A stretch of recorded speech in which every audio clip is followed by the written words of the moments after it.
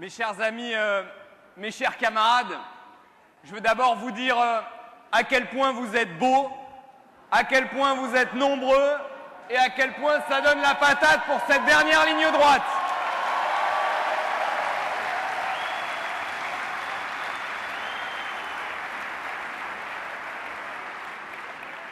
Je veux vous dire le grand bonheur que j'ai d'être ici à Paris, dans cette ville où depuis tant d'années, nous nous battons pour faire en sorte que les classes populaires, les classes moyennes puissent encore vivre dans cette ville, en développant le logement social, en faisant en sorte que le logement social, ce ne soit pas toujours dans les mêmes quartiers populaires, en faisant en sorte, par exemple, qu'y compris dans le 16e arrondissement, on voit des centres d'hébergement.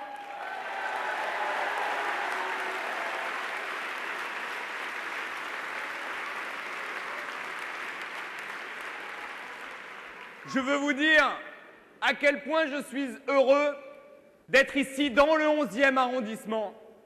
Cet arrondissement qui a été meurtri par les événements de 2015. Et à quel point je suis heureux dans cet arrondissement qui a été meurtri par ces événements. Heureux d'y être avec Lassana Bathily, le président de notre comité de soutien.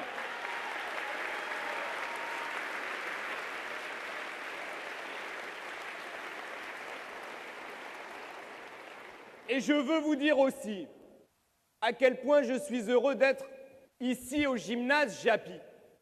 Parce que, et ça rappellera peut-être quelques souvenirs à certains amis, c'est ici à Japy, en 2005, que nous avons pris connaissance du premier sondage qui donnait le non au traité constitutionnel européen gagnant.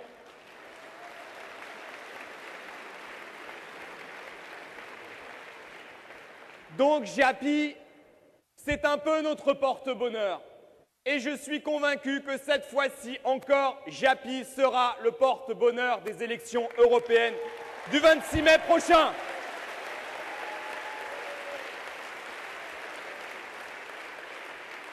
Donc, beaucoup de bonheur d'être ici. Et beaucoup de bonheur d'être ici avec mes colistiers, qui sont des hommes et des femmes extraordinaires.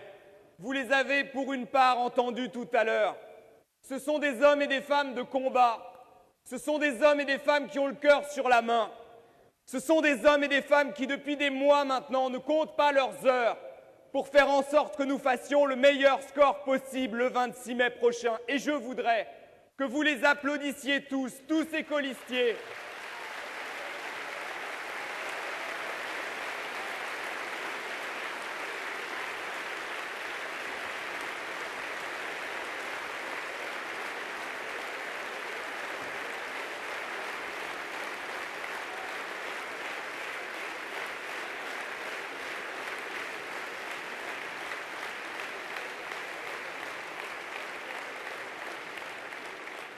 Chers amis, chers camarades, Fabien vient de le dire, les élections européennes, c'est le 26 mai prochain. C'est dans 10 jours. 10 jours au cours desquels nous devons tout donner pour faire en sorte que nous puissions sortir victorieux de ces élections européennes. Ces élections, elles ont lieu dans un contexte bien particulier. C'est le contexte d'une immense colère qui monte dans notre pays depuis maintenant des mois face à la politique d'Emmanuel Macron. C'est la colère de millions de travailleurs qui demandent simplement à pouvoir vivre dignement de leur travail. C'est la colère de millions de retraités qui ont subi coup sur coup l'augmentation de la CSG et la désindexation des retraites par rapport à l'inflation. C'est la colère de millions de jeunes qui subissent de plein fouet le chômage et qui subissent cette réforme inique, Parcoursup, qui n'est rien d'autre que la mise en place de la sélection à l'entrée de l'université. Donc de la colère, il y en a beaucoup. Il y en a plein les têtes et il y en a plein les cœurs.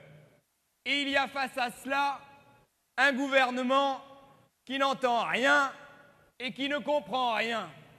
Ils ont d'ailleurs lancé un grand débat national il y a quelques mois, vous l'avez vu. Le président de la République a dit on va sortir de cette crise par ce grand débat national. Faisons-en le bilan en quelques mots. Ce grand débat national, d'abord, il a drôlement commencé. Vous vous en souvenez, le président de la République nous a envoyé une lettre et dans sa lettre, il s'adressait à nous et il nous posait cette étrange question. Il nous disait quels sont les services publics qu'il faut fermer. Il y a quelques élus dans cette salle qui tiennent des permanences. Il leur arrive assez rarement de tomber sur des habitants qui leur demandent de fermer l'hôpital, la poste ou la gare.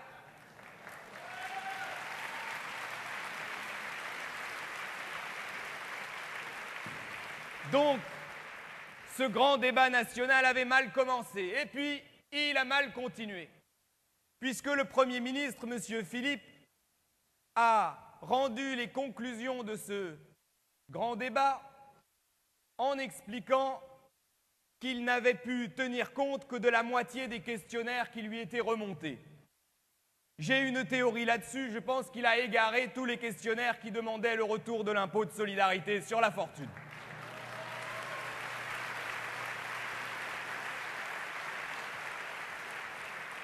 Donc ça avait fort mal commencé, ça n'avait pas très bien continué, puis ça s'est mal fini avec le président de la République qui a pris la parole et qui a passé son temps à dire non à toutes les revendications portées par les Français et portées tout particulièrement par le monde du travail.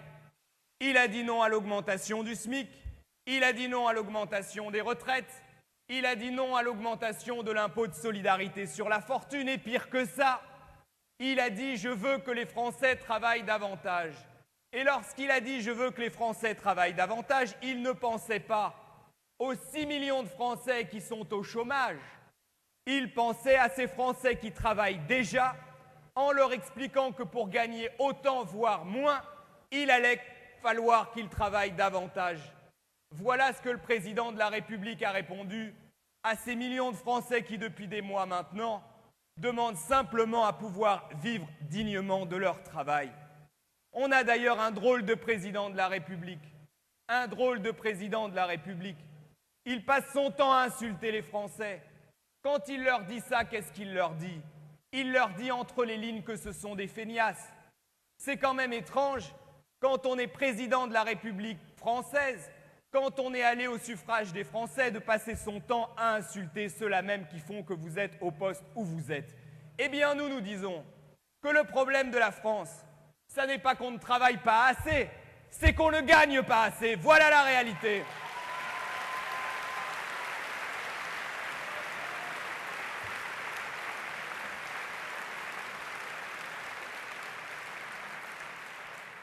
Donc, il y a beaucoup de colère. Et à 10 jours de ces élections européennes, il n'y a qu'une seule question qui compte. C'est de savoir comment cette colère se traduira dans les urnes. C'est de savoir si cette colère, elle se traduira par de l'abstention ou si au contraire, des millions de Françaises et de Français vont se saisir de ces élections, vont se saisir de leur bulletin de vote, vont se saisir du bulletin de vote rouge du Parti communiste français, pour dire que ces politiques libérales sont insupportables et pour dire qu'il y a de la place pour autre chose en France et en Europe. Et c'est bien ce que nous voulons faire le 26 mai prochain.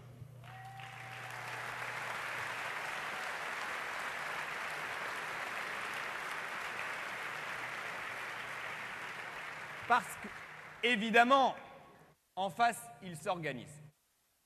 L'autre jour, j'entendais la ministre des Solidarités, bien mal nommée, Madame Buzyn, Barbara Filleul en parlait tout à l'heure, et Madame Buzyn disait la chose suivante à propos des élections européennes. Elle disait « Nous avons du mal à faire comprendre aux Français que c'est une élection qui n'a pas d'enjeu national. » Nous avons du mal à faire comprendre aux Français. Déjà, la phrase commençait bien. Ça me rappelait un certain nombre de choses qu'on avait entendues en 2005 lorsque nous nous battions contre le traité constitutionnel européen. On nous expliquait déjà à l'époque qu'on ne comprenait rien à rien et qu'on avait en face de nous des gens beaucoup plus savants que nous. Elle nous dit ça. Elle nous dit qu'il n'y a pas d'enjeu national à ces élections européennes. Excusez-moi, enfin, j'ai vu la dernière affiche de La République En Marche. Il n'y a plus que la tête du président de la République. Il n'y a plus de tête de liste, plus de candidate, la tête du président de la République. Et donc, Madame Buzyn nous explique que cette élection, où l'affiche de la candidate de La République En Marche ne fait plus figurer que celle du président de la République, que cette élection-là n'a plus d'enjeu national, pas nous prendre pour des débiles non plus. Il y a évidemment un enjeu national. Pourquoi il y a un enjeu national? Tout simplement parce que les politiques qui s'appliquent à l'échelle de la France et les politiques qui s'appliquent à l'échelle de l'Europe, les politiques qui s'appliquent depuis Paris et les politiques qui s'appliquent depuis Strasbourg et Bruxelles, ce sont les mêmes. Je lisais l'autre jour les recommandations de la Commission européenne, celles qui sont rédigées par M. Juncker. Dans ces recommandations du mois de juin, la Commission européenne, parlant de la France, disait deux choses. M. Juncker écrivait « Il ne faut pas que la France augmente le SMIC ». Lui qui est payé 32 000 € par mois et qui s'est augmenté de 7% depuis 2014. Il disait « Il ne faut pas que la France augmente le SMIC ». Et puis il ajoutait « Il faut que la France mette en place une réforme des retraites ».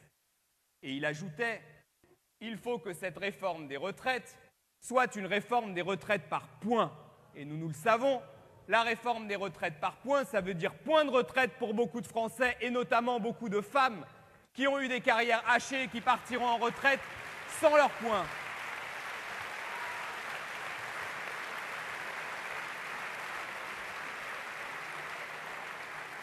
Et alors, quand on les lit, ces recommandations, c'est très intéressant. Ce n'est pas que la lecture soit distrayante, mais c'est très instructif. Monsieur Juncker, il nous dit il faut mettre en place cette réforme des retraites par points parce qu'il y a une étude qui prouve que ça permettrait d'économiser 5 milliards d'euros. Et cette étude, je vous le donne en mille, elle vient d'un institut qui s'appelle l'IFRAP. Un institut patronal, un institut ultra-libéral, un institut qui est présidé par une dame qu'on voit trop souvent sur nos écrans de télévision. Vous savez, c'est celle qui fait peur. C'est Madame Verdier-Molinier. Et donc, si on résume, comment est-ce que les choses se passent? On a un institut patronal qui dit qu'il faut broyer le système des retraites français. On a la Commission européenne qui reprend à son compte les recommandations de cet institut ultralibéral. Et on a un président de la République française qui applique les recommandations de la Commission européenne. Donc enjeu national, enjeu européen, même politique, même nécessité de les battre le 26 mai prochain et nous battrons ainsi à la fois Macron et Juncker, à la fois les politiques appliquées en France et celles appliquées en Europe.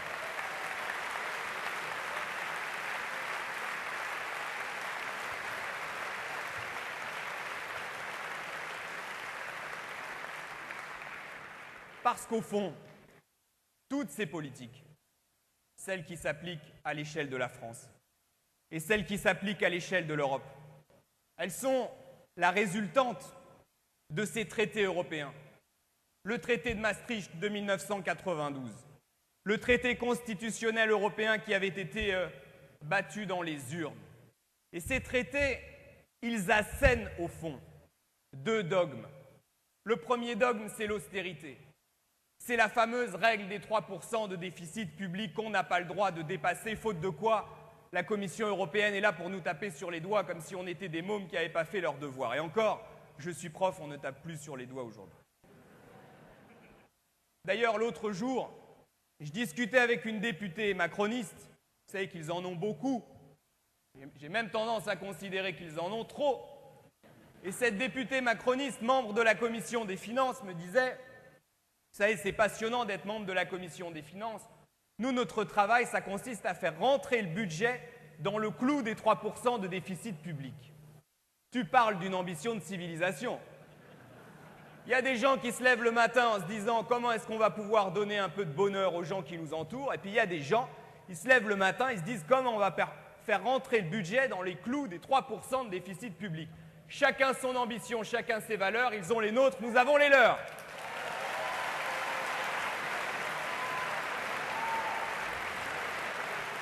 Nous avons les nôtres, ils ont les leurs.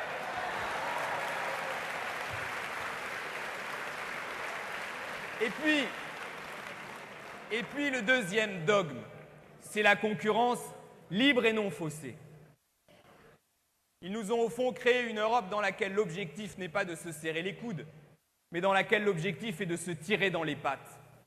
Et c'est ainsi qu'on explique aux travailleurs français qu'il doit se serrer la ceinture, parce que le travailleur polonais est prêt à travailler pour moins cher que lui. Et on explique aux travailleurs polonais qu'il faut qu'ils se serrent la ceinture, parce que le travailleur roumain est prêt à travailler pour encore moins cher. Voilà l'Europe qu'ils nous ont construite. L'autre jour, je rencontrais les salariés d'une entreprise Connectivity à Allonnes dans la Sarthe. Ces salariés, ils risquent d'être délocalisés en Pologne. Et devinez ce que leur a dit leur patron. Leur patron leur a demandé de former les travailleurs polonais qui vont les remplacer. Mais enfin, à quel niveau de cruauté et de cynisme en sommes-nous arrivés avec ces logiques de la concurrence libre et non faussée? Donc nous disons-nous qu'il est temps de changer le cours de cette Union européenne, de rompre avec la logique de ces traités européens, de mettre en place une Europe qui repose sur deux piliers. Le premier, c'est l'humain d'abord. C'est la conviction que nous ne pouvons pas continuer à vivre dans une Union européenne qui compte 87 millions de pauvres, dans une Union européenne où le nombre de personnes qui vivent à la rue a augmenté de 70% depuis 10 ans.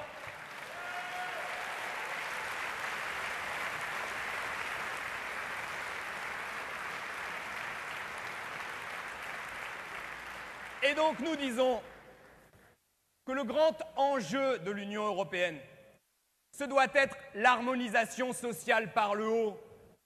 L'autre jour, j'entendais Madame Loiseau, vous savez, c'est celle qui a des problèmes de mémoire. Et Madame Loiseau disait « Je veux faire rimer Europe avec social ». Elle n'a pas de bol, ça ne rime pas.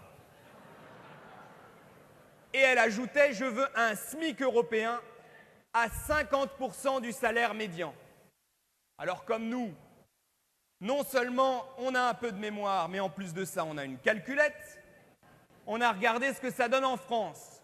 En France, ça donne un SMIC à 950 €, c'est-à-dire en dessous du seuil de pauvreté. Eh bien nous disons que l'harmonisation sociale n'a de sens qu'à la condition de nous tirer vers le haut et non pas de nous aspirer vers le bas comme c'est le cas aujourd'hui.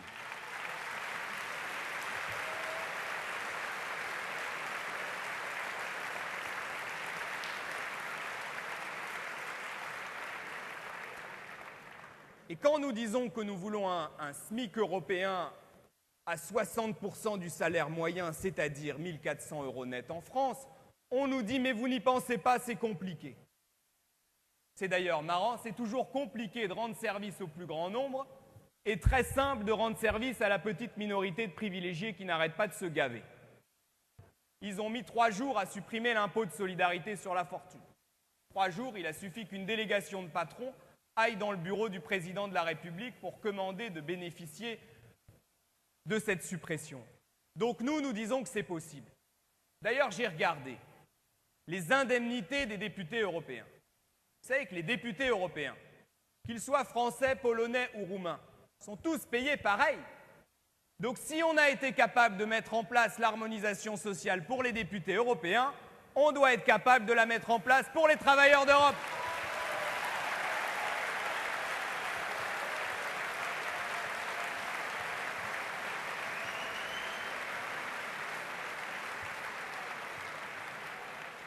Donc le premier pilier, c'est l'humain d'abord. Et le deuxième pilier, indissociable à nos yeux, c'est la planète d'abord. C'est le combat pour notre environnement. C'est le combat pour relever le défi climatique. Simplement, si l'on veut mener ce combat de manière cohérente, de manière efficace, il faut aussi avoir le courage de le dire. Non, cela ne peut pas se faire si dans le même temps, on maintient ces logiques de l'argent roi qui consistent à produire tout, n'importe quoi, à n'importe quelle condition sociale et environnementale. Donc, pour réaliser cette ambition environnementale, il faut rompre avec les logiques des traités européens. D'ailleurs, permettez-moi de vous lire ici une petite citation, et le premier qui en devine l'auteur aura droit de convaincre 3 personnes supplémentaires le 26 mai prochain. La citation est la suivante. La logique capitaliste ne développe la technique qu'en épuisant en même temps 2 sources d'où jaillit toute richesse, la terre et le travailleur. La citation est de 1867 et c'est une citation de... Absolument, je vois qu'il y a quelques gens qui ont de bonnes lectures ici.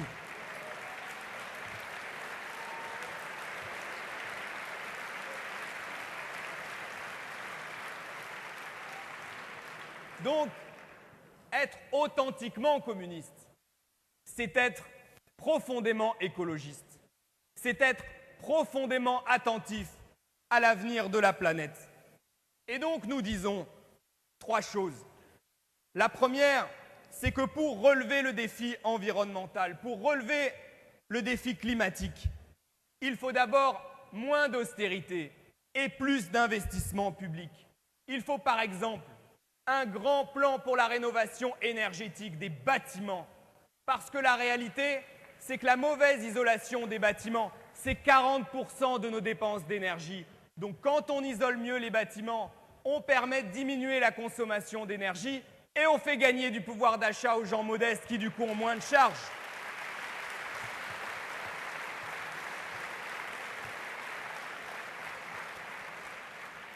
La deuxième, pour mettre en place cet engagement pour la planète d'abord à l'échelle de l'Union européenne, c'est moins de concurrence et plus de services publics. Et permettez-moi de prendre un exemple concret, celui du fret ferroviaire, le transport de marchandises par le train. Nous étions tout à l'heure avec Fabien, avec Pascal, avec Christian à Rungis.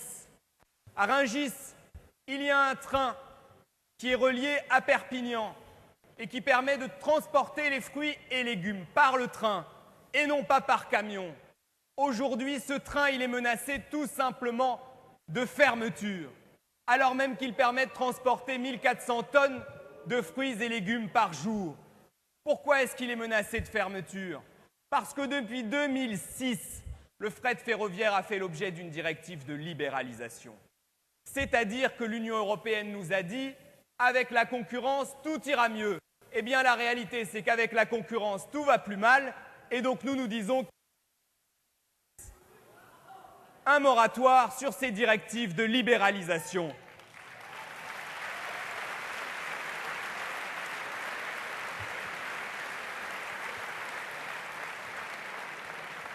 Et donc, nous proposons, pour avoir plus de marchandises qui circulent par le train et moins de marchandises qui circulent par la route, qu'il faut doubler la part du fret ferroviaire à l'échelle de l'Union européenne. Cela représente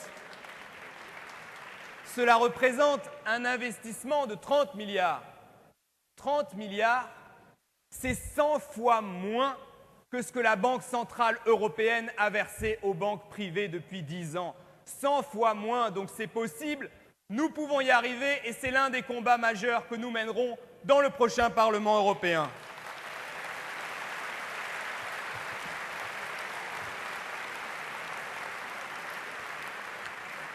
Et troisièmement, pour la planète d'abord, il faut moins de libre-échange et plus de proximité. Beaucoup de maires le savent ici. Mais lorsque, par exemple, nous décidons de lancer un marché pour une cantine scolaire, nous n'avons pas la possibilité de mettre une clause de proximité. C'est-à-dire que nous n'avons pas la possibilité de dire « nous souhaitons acheter local ». Nous souhaitons que nos enfants, les enfants de notre commune, achètent des produits qui ont été réalisés à proximité d'ici. Ça n'est pas normal. Et donc on se retrouve avec une Union européenne qui, depuis des années, a institué comme un dogme le libre-échange et on multiplie les traités de libre-échange, ce qui fait qu'on retrouve dans nos assiettes des produits qui ont été réalisés à l'autre bout du monde. Nous disons deux choses. Clause de proximité dans tous les marchés publics de telle sorte qu'on puisse acheter local et nous disons fin de ces traités de libre-échange qui instituent une concurrence déloyale qui nuit à nos producteurs et qui fait que les consommateurs ne savent même plus ce qu'ils ont dans leur assiette.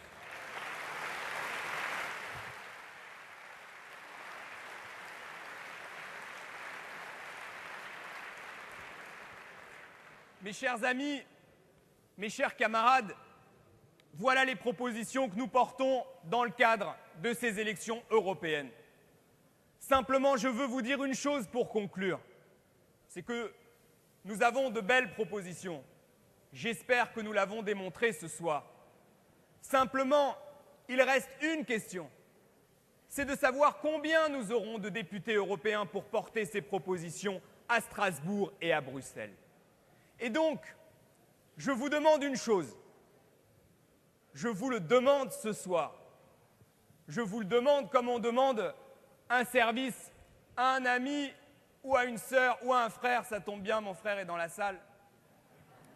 Et donc je vous le demande, je vous demande de tout faire pendant les 10 jours qui nous séparent de ces élections européennes, de tout faire pour que nous réalisions un beau résultat le 26 mai prochain. Je vous le demande et je suis sûr que nous pouvons y arriver.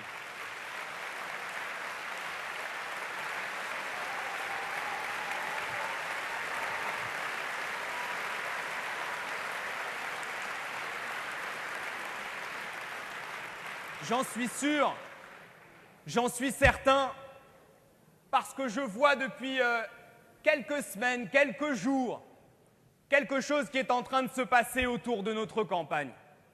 Je vois de nouveaux soutiens affluer tous les jours.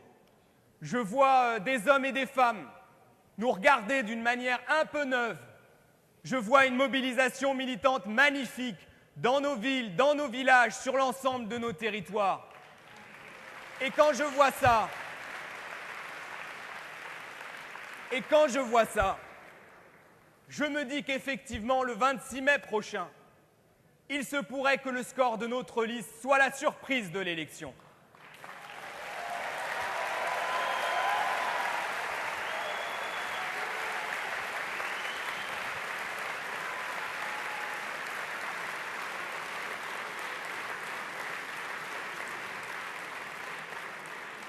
Donc je suis confiant parce que je vois en nous une grande force. Notre force, c'est notre cœur. Notre force, c'est notre générosité. Notre force, c'est le désintéressement de milliers et de milliers d'hommes et de femmes qui veulent simplement faire en sorte que le monde de demain soit meilleur que celui d'aujourd'hui. D'hommes et de femmes qui veulent que notre peuple puisse vivre debout et digne. D'hommes et de femmes qui se battent au quotidien, non pas pour eux-mêmes, mais pour leurs prochains. D'hommes et de femmes qui sont convaincus qu'il n'est pas normal que dans une société aussi riche que la nôtre, il y ait autant de gens qui soient sur le bord du chemin. Donc oui, j'en suis convaincu, nous allons y arriver, nous allons la chercher cette victoire, et le 26 mai prochain, nous allons créer une très belle surprise. Belle campagne, mes camarades. Nous allons y arriver.